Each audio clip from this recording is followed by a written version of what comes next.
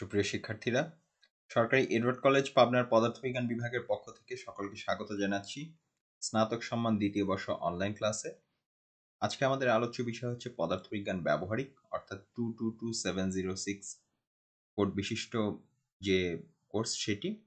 এছাড়াও এটি BSc pass কোর্সে যারা অধ্যয়নরত আছো তাদের যে প্র্যাকটিক্যাল কোর্সটি আছে তাদের সিলেবাসের জন্য এই লেকচারটি কাজে লাগবে বলে আশা করা যায়। যথারীতি আমরা এর আগের অনলাইন লেকচারে এই কোর্সে যে লেকচার ছিল সেখানে আমরা খ বিভাগ অর্থাৎ আলোকবিদ্যা সংক্রান্ত আলোচনা করছিলাম। আমরা প্রথমেই দেখে নেব সর্বশেষ ক্লাসে আমরা কি কি শিখে এসেছি। গত দিনের ক্লাসে আমরা মূলত আলোচনা করেছিলাম স্পেকট্রোমিটার সম্পর্কে। আমরা স্পেকট্রোমিটারের গঠন কেমন সেটি জেনেছি। আমরা স্পেকট্রোমিটারের বিভিন্ন অংশ কি কি সেটি চিনেছি।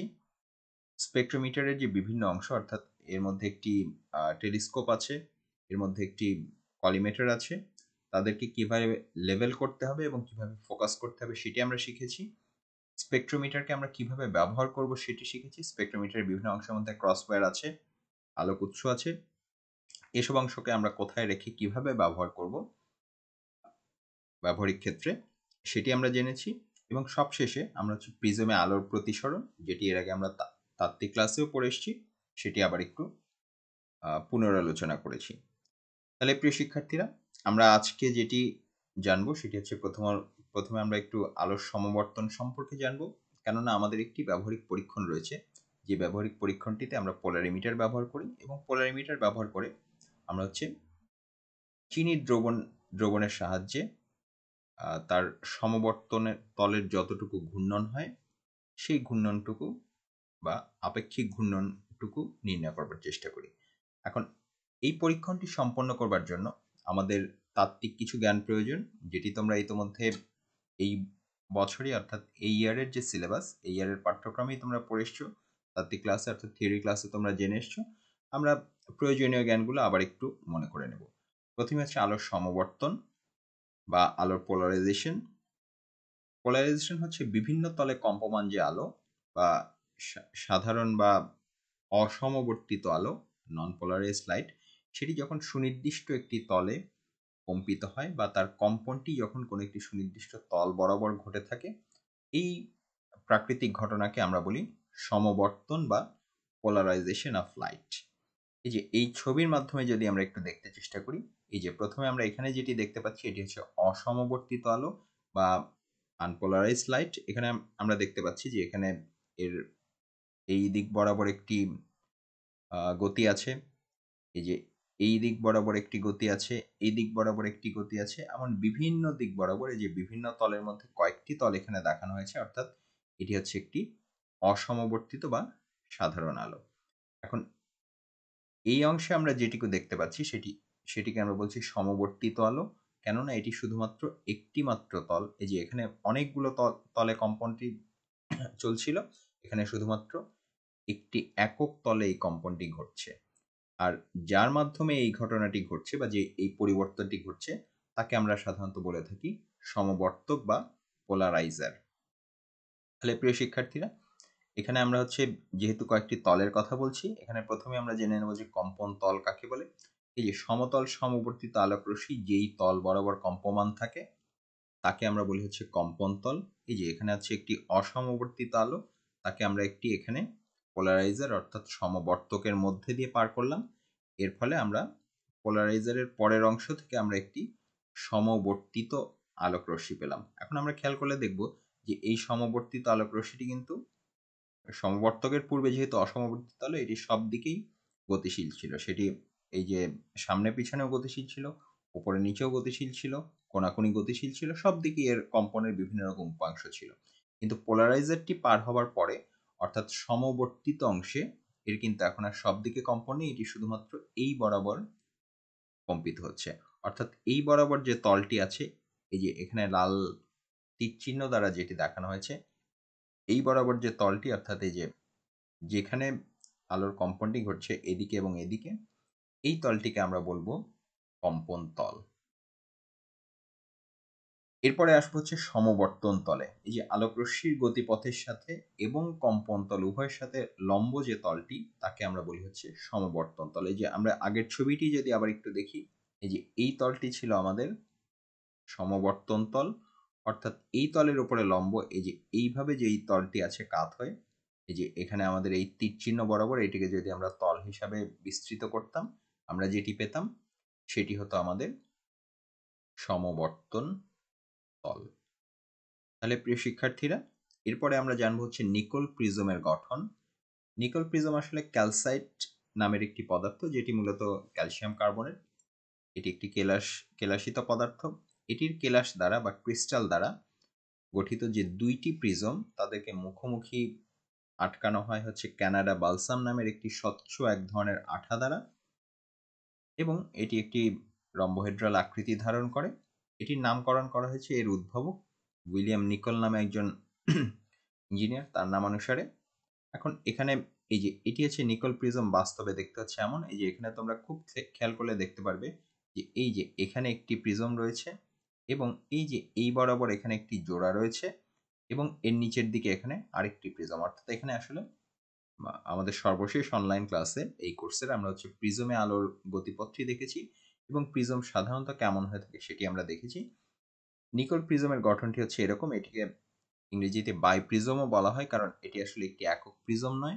এখানে দুইটি প্রিজম একটির সঙ্গে আরেকটি জোড়া দেয়া হয়েছে, এবং মাঝখানে এই যে তোমরা এখানে জোড়াটি দেখতে পাচ্ছ, এই যে একটু অন্য রঙের যেটি ঘন অংশ দেখা যাচ্ছে, একটু গাঢ় অংশ দেখা যাচ্ছে, এই অংশটুকু আসলে এই দুটি প্রিজমের জোড়া লাগানো অংশটুকু। এই জোড়াটুকুতে যেটি ব্যবহার করা হয়েছে সেটি হচ্ছে ক্যানাডা বালসাম নামের এক ধরনের স্বচ্ছ আঠা।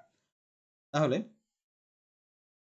এটি যদি আমরা পাশ থেকে দেখি, যে এই পাশ থেকে দেখি, অর্থাৎ এই যে জোড়ার এপাশ এবং ওপাশ থেকে দেখি, সেক্ষেত্রে এর নিকল প্রিজমের প্রস্থচ্ছেদটি অনেকটি এমন দেখা যায়। এই যে এটি হচ্ছে এর উপরের প্রিজম অংশ, এটি হচ্ছে নিচের প্রিজমের অংশ, এবং এই যে মাঝখানে একটু গাঢ় রঙের চিহ্নিত যে নীল দাগটি আছে, এটি আসলে আমাদের ক্যানাডা বালসামের যে স্তর, অর্থাৎ যে জোড়াটি সেটি। এখন এই প্রান্ত দিয়ে যখন আমরা কোনো একটি অসমবর্তিত আলো প্রবেশ করাই, সেটি দুটি অংশে বিভক্ত হয়। সেটি একবার প্রতিসরিত হয়ে এখানে আবার পূর্ণ অভ্যন্তরীণ প্রতিফলনের মাধ্যমে এদিকে চলে যায়, আরেকটি অংশ সরাসরি প্রতিসরিত হয়ে এদিক দিয়ে চলে যায়। এই এই অংশটিকে আমরা বলি হচ্ছে অর্ডিনারি রে বা সাধারণ রশ্মি, আর এই বরাবর পার হয়ে যাওয়া অংশটিকে আমরা বলি এক্সট্রা অর্ডিনারি রে বা অসাধারণ আলোক রশ্মি। এই অংশগুলো তোমরা তাত্ত্বিক ক্লাসে জেনে এসছো, আরো বিস্তারিত জেনে এসছো। এখানে আমরা খুব বিস্তারিত আলোচনা করব না। এখানে খালি আমরা এটুকুই দেখে নেব যে এখানে এই যে দুইটি অংশ যে এখানে বিভক্ত হয়ে গেল, অর্ডিনারি রে এবং এক্সট্রা অর্ডিনারি রে, শুরুতে কিন্তু আলোটি ছিল হচ্ছে অসমবর্তিত, অর্থাৎ এখানে ছিল আনপোলারাইজড লাইট। কিন্তু এরপরে যেটুকু গেল, এই যে এক্সট্রা অর্ডিনারি রে হিসাবে যেটি পার হয়ে যাচ্ছে, যেটি নির্গত হচ্ছে, সেই সেখানে কম্পনটি কিন্তু শুধুমাত্র একটি তলে। অর্থাৎ এখানে আমরা নিকল প্রিজম দ্বারা আমরা সমবর্তিত আলো পাচ্ছি, এবং সেটি ঠিক সুনির্দিষ্ট একটি তলে সমবর্তিত। তাহলে প্রিয় শিক্ষার্থীরা, নিকল প্রিজমকে আমরা এই কারণে সমবর্তক হিসাবে ব্যবহার করতে পারি। আবার আমরা যদি একাধিক নিকল প্রিজম ব্যবহার করি, সেক্ষেত্রে পরবর্তী নিকল প্রিজমটি আমরা বিশ্লেষক হিসেবেও ব্যবহার করতে পারি। আমরা দেখতে পাচ্ছি যে যেহেতু এটি শুধুমাত্র একটি তল বরাবরই বা একটি নির্দিষ্ট দিক বরাবর কম্পিত হয়, সেক্ষেত্রে আমরা যদি এই যে এটি হচ্ছে অসমবর্তিত আলো, কারণ এই তলে কম্পন রয়েছে, এই তলেও কম্পন রয়েছে, কিন্তু এখানে যখন আমরা একটি নিকল প্রিজম ব্যবহার করলাম, আমরা দেখতে পাচ্ছি যে আমরা শুধুমাত্র একটি অংশই এখান দিয়ে পার হচ্ছে, অর্থাৎ এটি হচ্ছে সমবর্তিত আলো। এখন এই সমবর্তিত আলোকে আমরা যদি আবার আরেকটি সমবর্তকের মধ্যে দিয়ে বা যাকে আমরা আসলে বিশ্লেষক বলি, বিশ্লেষকের মধ্যে দিয়ে পার করি, সেক্ষেত্রে আমরা দেখব যে আলোটি তখনই পার হবে যখন এই বিশ্লেষকটি যেই বরাবর অবস্থান করছে, এটির অক্ষও যদি ঠিক একই বরাবরই অবস্থান করে। এক্ষেত্রে আমরা এই যে প্রথম নিকল প্রিজমটিকে বলবো সমবর্তক, যেটি অসমবর্তিত আলোকে সমবর্তিত আলোয় রূপান্তরিত করবে, এবং দ্বিতীয় নিকল প্রিজমটিকে আমরা বলবো বিশ্লেষক। এটিকে আমরা বিশ্লেষক বলছি কারণ এটি হচ্ছে কোন বরাবর সমাবর্তন গঠিত হয়েছে সেটি নির্ণয় করতে পারে। এখানে দেখতে পাচ্ছ যে এই বিশ্লেষকটি যখন 90 ডিগ্রি ঘুরিয়ে দেওয়া হয়েছে, অর্থাৎ এক সমকোণে ঘুরিয়ে দেওয়া হয়েছে, এখন কিন্তু এখান দিয়ে আর কোনো সমবর্তিত আলো নির্গত হচ্ছে না। দুটি পোলারাইজার বা সমবর্তক এবং বিশ্লেষক হিসাবে ব্যবহৃত দুটি নিকল প্রিজম যদি পরস্পর 90 ডিগ্রি বা পরস্পর সমকোণে অবস্থান করে থাকে, অর্থাৎ আমার সমবর্তিত আলোর যে তল তার সঙ্গে সমকোণে যদি বিশ্লেষককে স্থাপিত করা হয়, সেক্ষেত্রে কিন্তু বিশ্লেষকের মধ্যে দিয়ে আর কোনো নির্গত আলোক রশ্মি পাওয়া যাবে না। এখানেও ঠিক তাই ঘটছে, অর্থাৎ এই যে বিশ্লেষক এবং সমাবর্তকের মধ্যবর্তী যে আপেক্ষিক কোণ, সেটি পরিবর্তনের মাধ্যমে আমরা হচ্ছে এই যে আলোকে বৃদ্ধি বা হ্রাস করতে পারি। এখন এবার আমরা হচ্ছে আবার আরেকটু নতুন ধরনের পদার্থের ব্যাপারে একটু ধারণা পাবো। সেই ধর্মটি হচ্ছে আলোক সক্রিয়তা। কোনো পদার্থ কর্তৃক সমবর্তিত আলোর যে দিক, অর্থাৎ সমবর্তন যে তল, যেই তল বরাবর সমবর্তিত আলো কম্পিত হয়, সেই দিকটি যদি পরিবর্তিত হয়ে যায়, এই পরিবর্তিত হওয়ার যে ঘটনা বা এর যে সামর্থ্য, তাকে বলা হয় হচ্ছে আলোক সক্রিয়তা। এখানে আমরা যদি একটু ছবির মাধ্যমে দেখে নিই, এই ছবিটি আমরা সর্বশেষ অনলাইন ক্লাসেও দেখেছিলাম যে আমরা আলোক উৎস থেকে একটি একবর্ণী আলো সরবরাহ করি। এটি প্রথমে অসমবর্তিত আলো হিসাবে থাকে, এরপরে আমরা সেটিকে একটি সমবর্তক বা পোলারাইজারের ভেতর দিয়ে পার করি, ফলে আমরা একটি সমবর্তিত আলোক সরবরাহ পাই। এই সমবর্তিত আলোটি আবার বিশেষ কিছু পদার্থ রয়েছে প্রকৃতিতে, যাদের মধ্যে দিয়ে এই যে এখানে আমরা দেখতে পাচ্ছি প্রথমে সমবর্তনের দিক ছিল এদিকে, কিছু দূরে গিয়ে এটি একটু ঘুরে গেল, এরপরে আরো একটু ঘুরে গেল, আরো একটু ঘুরে গেল, আরো একটু ঘুরে গেল, এভাবে এই এই পদার্থের মধ্যে দিয়ে আমার সমবর্তিত আলোটি যতই বেশি দূর অতিক্রম করছে, ততই কিন্তু এর সমবর্তন তলটি ঘুরে যাচ্ছে। তাহলে এই অংশটুকু পার হবার পরে আমরা দেখব যে আমি এখনো সমবর্তিত আলোই পাচ্ছি, কিন্তু তার সমবর্তন তলের দিকটি পরিবর্তিত। এই যে আমি ইনপুট দিয়েছিলাম এইটি, আউটপুটে পাচ্ছি এরকম একটু কোনাকুনি বেঁকে যাওয়া আলো। যেই পদার্থের মধ্যে দিয়ে এই ঘটনাগুলো ঘটে, তাদেরকে আমরা বলি হচ্ছে আলোক সক্রিয় পদার্থ।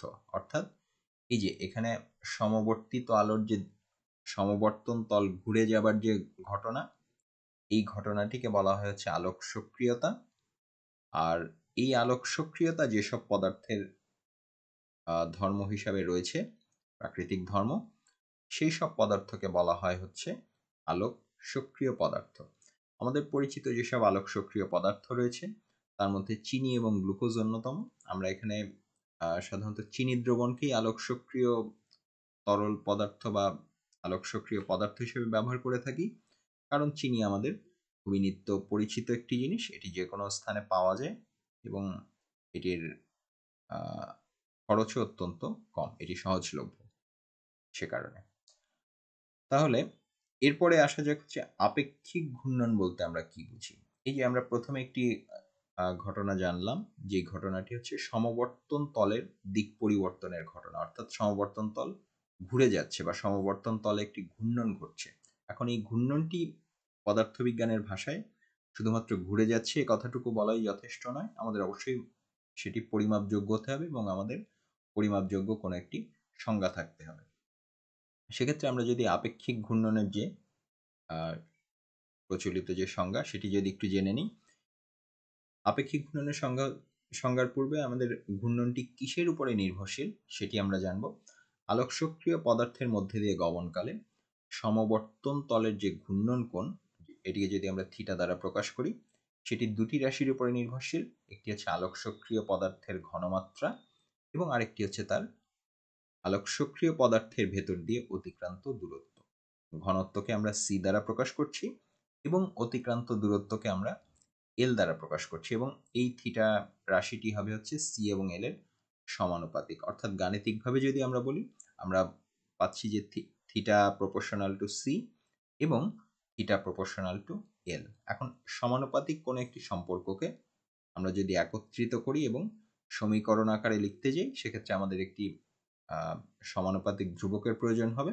তখন আমরা পাবো যে থিটা সমান সমান এস এল সি। এই যে এখানে এস নামে যে সমানুপাতিক ধ্রুবকটিকে আমরা পেলাম, এই রাশিকেই বলা হয় সংশ্লিষ্ট পদার্থের, অর্থাৎ আমরা যেই পদার্থের ঘূর্ণনের কথা বলছি সেই পদার্থের আপেক্ষিক ঘূর্ণন। এখন এটি বিভিন্ন পদার্থের জন্য বিভিন্ন রকম, অর্থাৎ পদার্থ ভেদে এস এর মানটি পরিবর্তন হয়ে থাকে। এখন আপেক্ষিক ঘূর্ণনকে আমরা যদি আলাদা রাশি হিসাবে প্রকাশ করতে যাই, এই যে আমরা এল এবং সি কে পক্ষান্তর করে এদিকে নিয়ে আসতে পারি, তখন আমরা পাবো যে এস সমান সমান theta divided by L C. এখন এখানে থিটাকে আমরা সাধারণত ডিগ্রিতে পরিমাপ করা হয়, এল কে পরিমাপ করা হয় ডেসিমিটারে, এবং সি অর্থাৎ ঘনমাত্রাকে গ্রাম পার সিসি অর্থাৎ গ্রাম পার ঘন সেন্টিমিটার এককে প্রকাশ করা হয়। তাহলে প্রিয় শিক্ষার্থীরা, এই যে এখানে আমাদের এই যে এককের যে ব্যবস্থাটি সেটি একটু অপ্রচলিত কিছু একক, কিন্তু এটি ঐতিহাসিক কারণে যেহেতু এটি চলে আসছে সে কারণে আমরা এটি ব্যবহার করব। অর্থাৎ এখান থেকে আমরা আপেক্ষিক ঘূর্ণনের যে একক সেটি দেখো পাওয়া যাবে, সেটি হচ্ছে যে থিটার একক হচ্ছে যেহেতু ডিগ্রি, এল কে আমরা মাপছি ডেসিমিটারে এবং সি কে আমরা মাপছি গ্রাম পার সিসিতে। সে কারণে আপেক্ষিক ঘূর্ণনের যে একক প্রচলিত একক সেটি হচ্ছে ডিগ্রি পার ডেসিমিটার পার গ্রাম পার সিসি, ঠিক আছে, কিংবা পার গ্রাম পার সিসি কে আমরা উল্টে লিখলে হয় সিসি পার গ্রাম। এখন এই যে এখানে যে আমরা সংজ্ঞাটি দিয়েছি, এখানে আমরা আবার একটু পরিবর্তন করব। এই যে আমরা এল কে হচ্ছে সেন্টিমিটারে প্রকাশ করব এবং আমরা হচ্ছে প্রতি 100 সিসি দ্রবণে এম গ্রাম পদার্থ আছে এভাবে আমরা ঘনমাত্রাটি নির্ণয় করব। অর্থাৎ প্রতি 100 সিসি দ্রবণে আমাদের এম গ্রাম অর্থাৎ ভর পরিমাণে পদার্থ থাকবে। অর্থাৎ আমাদের ঘনমাত্রা প্রকাশের বিভিন্ন রকমের পদ্ধতি আছে, এখানে আমরা যে পদ্ধতিটি ব্যবহার করছি সেটি হচ্ছে W/V পার্সেন্টেজ, অর্থাৎ প্রতি একক আয়তন দ্রবণে বা নির্দিষ্ট পরিমাণ দ্রবণে আয়তনের ভিত্তিতে তাতে ঠিক কত গ্রাম পদার্থ আছে সেটি আমরা সংজ্ঞায়িত করছি। সেক্ষেত্রে দেখো এই যে এখানে আমরা এল কে যদি ডেসিমিটারের বদলে সেন্টিমিটারে নিয়ে যাই, সেক্ষেত্রে আমরা এখানে পাবো L/10। আবার এখানে আমরা বলেছিলাম যে এটি ছিল হচ্ছে গ্রাম পার সিসি, এটি যদি এখন গ্রাম পার 100 সিসি হয়ে যায় সেক্ষেত্রে এটি হয়ে যাবে C/100, অর্থাৎ এখানে একটি 10 আছে এখানে একটি 100 আছে, এরা যেহেতু আবার হরেরও নিচে আছে সে কারণে এরা হচ্ছে উপরে চলে আসবে। অর্থাৎ আমরা হিসাবটি সম্পন্ন করলে পারবো যে এস সমান সমান 1000 theta divided by L M. এখানে থিটা হচ্ছে ডিগ্রি এককে পরিমাপকৃত ঘূর্ণনের পরিমাণ, এল হচ্ছে সেন্টিমিটার এককে পরিমাপকৃত দূরত্ব, আর এম হচ্ছে প্রতি 100 সিসি দ্রবণে কত গ্রাম পদার্থ রয়েছে, কত গ্রাম আলোক সক্রিয় পদার্থ রয়েছে তার পরিমাণ। তাহলে প্রিয় শিক্ষার্থীরা, এবারে আমরা হচ্ছে আলোক সক্রিয় দ্রবণটি কিভাবে প্রস্তুত করব। আমরা একটু আগেই বলে এসেছি যে আমাদের প্রতি 100 সিসি দ্রবণে আমাদের থাকবে এম গ্রাম পরিমাণ আলোক সক্রিয় পদার্থ। অর্থাৎ আমরা যদি 20% দ্রবণ তৈরি করতে যাই আমাদের প্রয়োজন হবে হচ্ছে 20 গ্রাম আলোক সক্রিয় পদার্থ। অর্থাৎ এখানে আমরা যেহেতু চিনি ব্যবহার করছি আমাদের ঠিক 20 গ্রাম চিনি মেপে নিতে হবে। 20 গ্রাম চিনি আমরা কিভাবে মাপবো, আমরা হচ্ছে যে তোমরা দ্বিতীয় বর্ষ যে পরীক্ষাগার আছে, আমাদের যে প্র্যাকটিক্যাল ল্যাবরেটরি আছে সেখানে দেখেছো, সেখানে তোমাদের জন্য একটি নিক্তি রাখা আছে এবং সেই নিক্তির সাথে এরকম বিভিন্ন অনেক ছোট থেকে শুরু করে বেশ বড় প্রায় 50 গ্রাম পর্যন্ত বাটখারা রাখা আছে।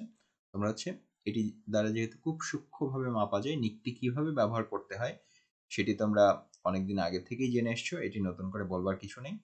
তোমরা হচ্ছে এই নিক্তিটি ব্যবহার করে প্রথমে 20 গ্রাম চিনি ঠিক 20 গ্রামই মেপে নেবে।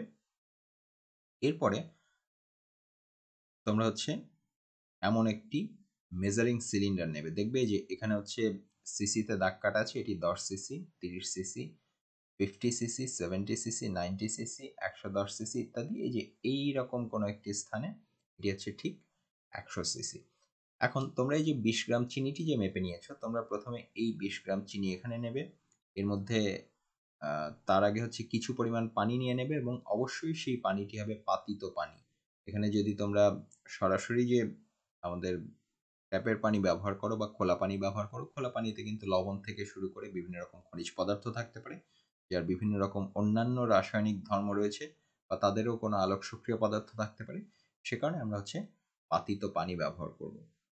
এবং আমরা প্রথমে যেটি করব যে অবশ্যই সেটির আগে আমরা মেজারিং সিলিন্ডারটি ধুয়ে নেব, যাতে এর মধ্যে আগে থেকেই কোনো ময়লা না থাকে বা অন্য কোনো রাসায়নিক পদার্থ না থাকে।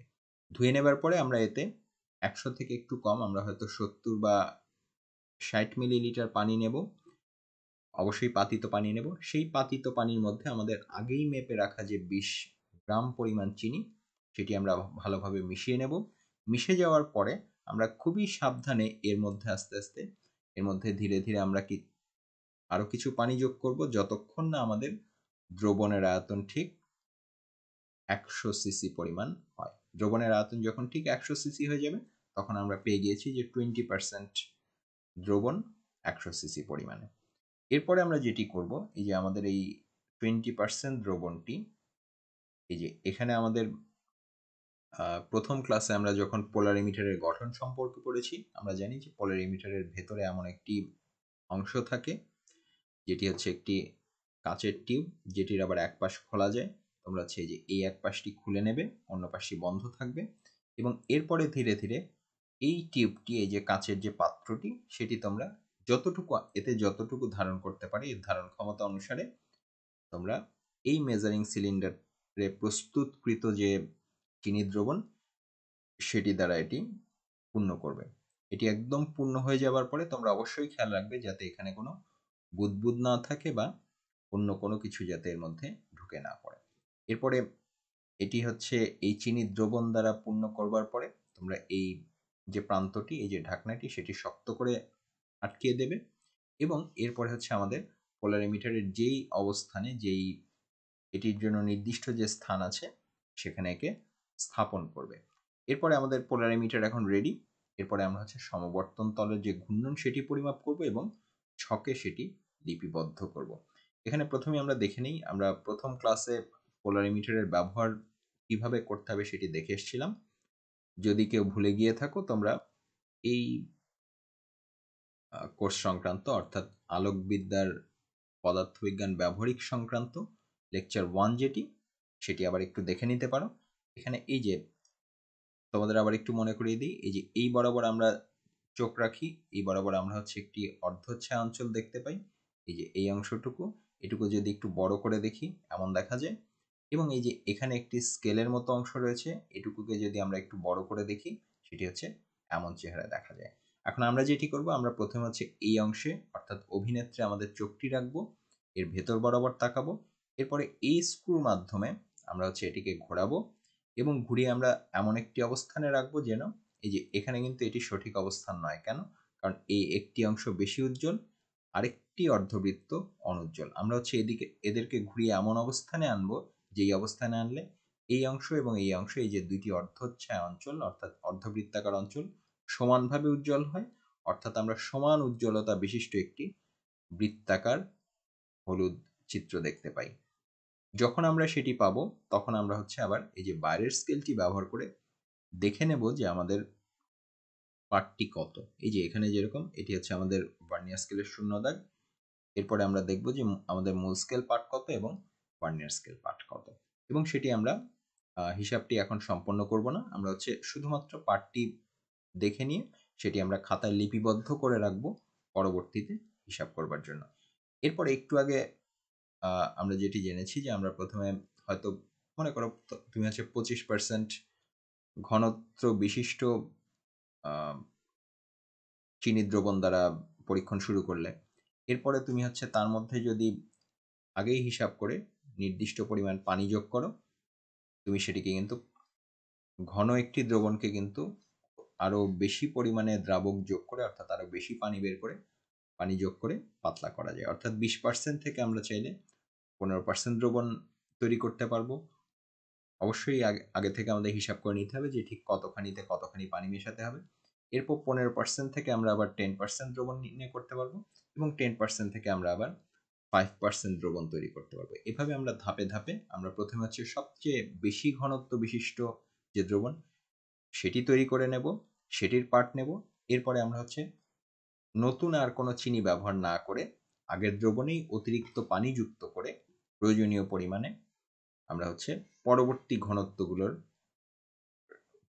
ঘনত্ব সম্বলিত যে দ্রবণ, সেটি তৈরি করব, এবং একইভাবে ওই নতুন ঘনত্ব বিশিষ্ট যে দ্রবণ সেটিকে আমাদের এখানে যে পাত্রটি রয়েছে সেই পাত্রে পূর্ণ করে আমরা সংশ্লিষ্ট পাঠটি গ্রহণ করব এবং খাতায় বা আমাদের রাফ খাতায় যেখানে আমরা পূর্বেই ছক তৈরি করে রেখেছি সেখানে পূরণ করব।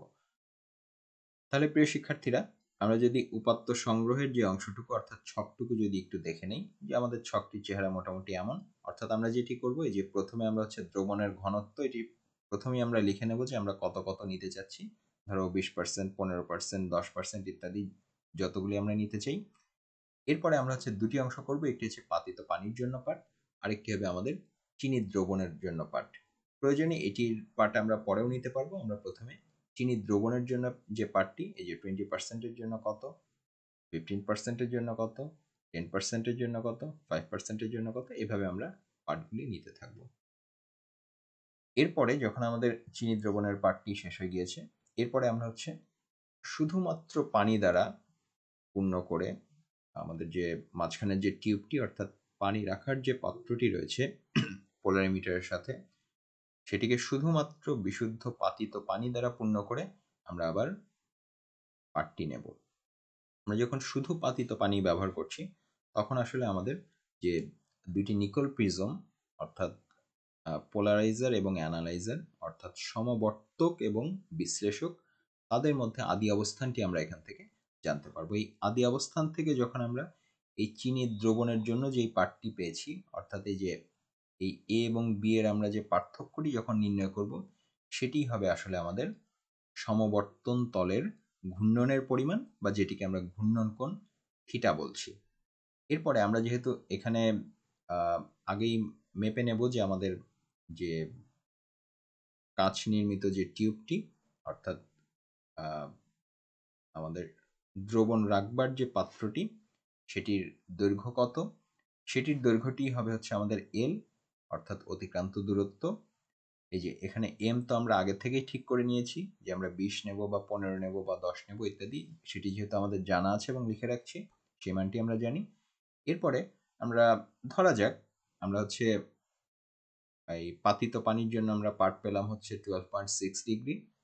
ধরা যাক যে আমরা চিনি দ্রবণের জন্য পাঠটি পেলাম 38.4 ডিগ্রি। অর্থাৎ আমরা ঘূর্ণন কোণ যেটি পাবো সেটি হবে এদের দুজনের মধ্যে যে পার্থক্য, হিসাব করলে মনে হয় 25.8 পাওয়া যায়। এবং এই যে এটি হবে আমাদের থিটার মান, এল এর মান আমরা মেপে নেব, এম এর মান আমরা যে এখানে যে সংখ্যাটি পাবো সেটি আমাদের এম এর মান। এবং এরপরে যখন আমরা মানটি বসিয়ে হিসাব করব, আমরা ধরা যাক যে আমরা 64.6 এমন একটি মান পেলাম। এখানে এই মানগুলি কেউ আক্ষরিক অর্থে নিও না, এটি আমি জাস্ট তোমাদের দেখানোর জন্য যে কোনো একটি মান ব্যবহার করেছি। এখন একইভাবে এরপরে আমরা 15%-এর জন্য আবার এই পার্টগুলি নেব, 10%-এর জন্য পার্টগুলি নেব, এমন বিভিন্ন ঘনত্বের দ্রবণের জন্য আমরা এই পার্টগুলি নেব এবং লিপিবদ্ধ করব। পার্ট নেওয়া শেষ হলে আমরা প্রতিটির ক্ষেত্রে ঘূর্ণন কোণ নির্ণয় করব এবং সেই ঘূর্ণন কোণ থেকে আপেক্ষিক ঘূর্ণন নির্ণয় করব। এবং আমি যখন অনেকগুলো আপেক্ষিক ঘূর্ণনের মান পাবো বিভিন্ন ঘনত্বের জন্য, তাদেরকে গড় করে আমি একটি গড় আপেক্ষিক ঘূর্ণন নির্ণয় করব। এরপরে আমাদের আরেকটি কাজ আছে, সেই কাজটি হচ্ছে লেখচিত্র অঙ্কন। এক্ষেত্রে আমরা প্রথমে একটি গ্রাফ পেপার নেব, একটি পরিষ্কার গ্রাফ পেপার।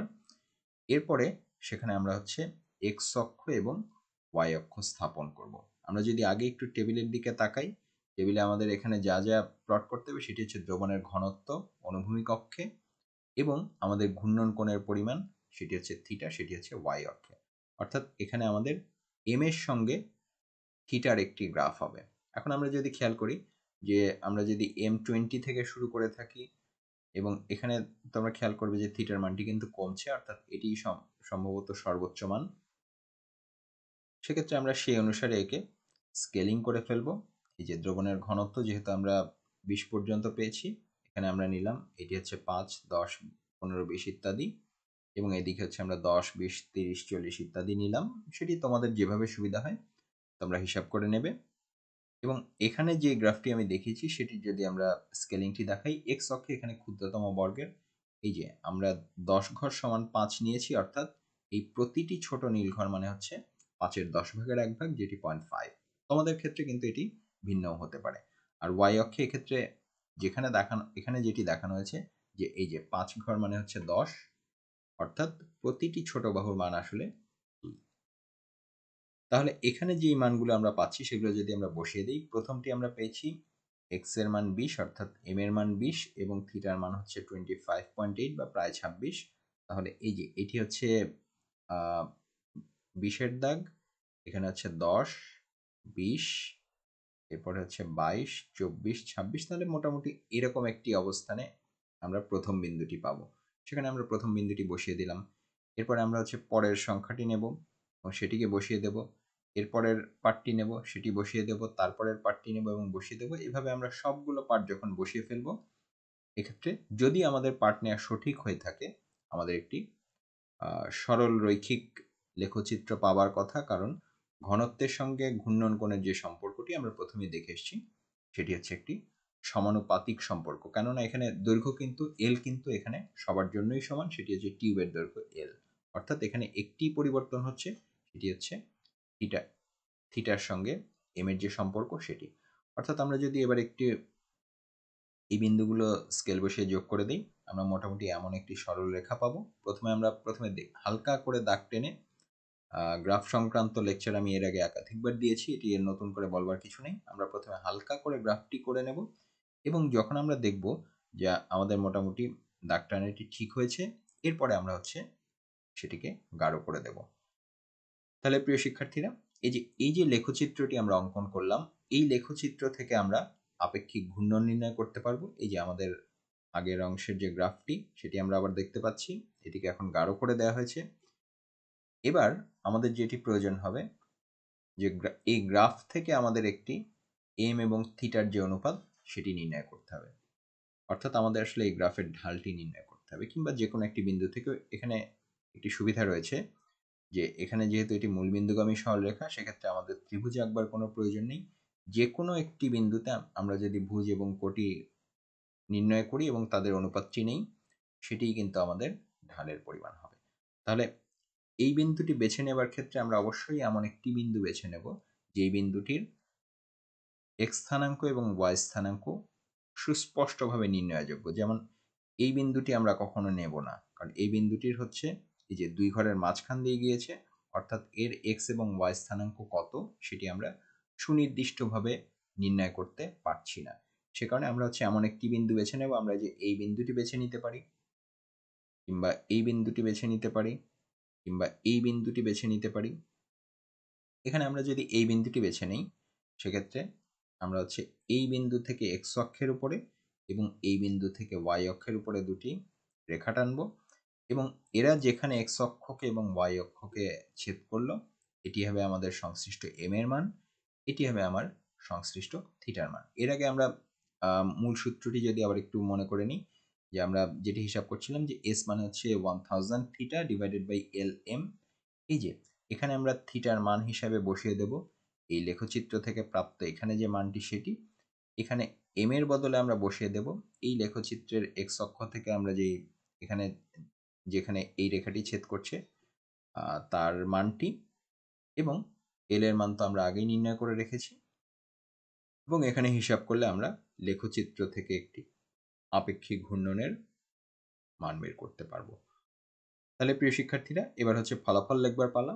এবারে আমরা লিখে ফেলবো যে লেখচিত্র থেকে আমরা আপেক্ষিক ঘূর্ণন কত পেলাম, এবং হিসাব থেকে ছকের শেষ অংশে তোমরা একটু মনে করে দেখবে যে ছকের শেষ অংশে আমরা কিন্তু একটি গড় এস বা গড় আপেক্ষিক ঘূর্ণন নির্ণয় করেছিলাম, সেই মানটি আমরা এখানে লিখে ফেলবো।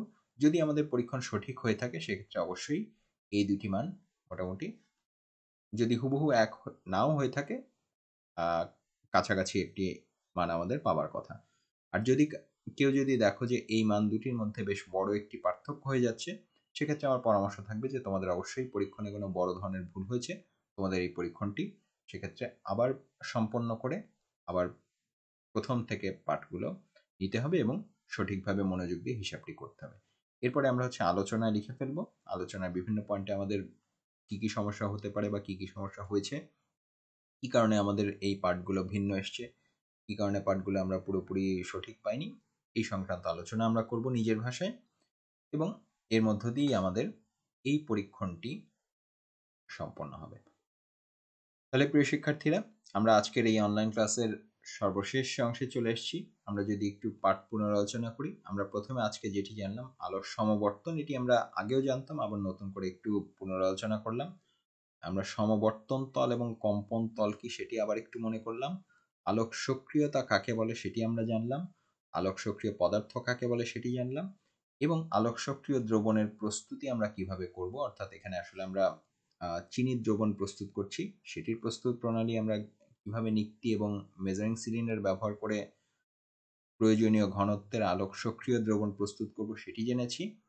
এরপরে আমরা পোলারিমিটার ব্যবহার করে সেই দ্রবণটিকে পোলারিমিটারের নির্দিষ্ট অংশে অর্থাৎ সংশ্লিষ্ট পাত্রে পূর্ণ করে আমরা কিভাবে ঘূর্ণনের পরিমাপ করব সেটি জানলাম। এবং ছকে লিপিবদ্ধকৃত এই ঘূর্ণনের পরিমাপন থেকে আমরা কিভাবে লেখচিত্র অঙ্কন করব এবং আপেক্ষিক ঘূর্ণনের মানটি নির্ণয় করব সেটি আমরা জানলাম। তাহলে প্রিয় শিক্ষার্থীরা, আমাদের আজকের এই অনলাইন ক্লাসটি এ পর্যন্তই। তোমাদের কাছ থেকে আজকে বিদায় নিচ্ছি, কিন্তু তোমাদের আবার আগের কথাটি আবার মনে করিয়ে দিই যে প্র্যাকটিক্যাল ক্লাস কিন্তু আমাদের অবশ্যই প্র্যাকটিক্যালি হাতে কলমে করবার জিনিস। এটি কোনোভাবেই এভাবে শুধুমাত্র ভিডিও দেখে বা বই পড়ে শিখবার জিনিস নয়। এখানে যেহেতু কোভিড মহামারীর কারণে আমরা এই মুহূর্তে তোমাদের প্র্যাকটিক্যাল ক্লাসটি নিতে পারছি না, এই মুহূর্তে যেহেতু তোমাদের যন্ত্রের গুলোকে হাতে কলমে শেখাতে পারছি না, সে কারণে তোমাদের যাতে ন্যূনতম সুবিধাটি হয়, ন্যূনতম যাতে তোমরা কিছু জানতে পারো, সেই সহায়তার উদ্দেশ্য থেকে এই অনলাইন ক্লাসের প্রচেষ্টা।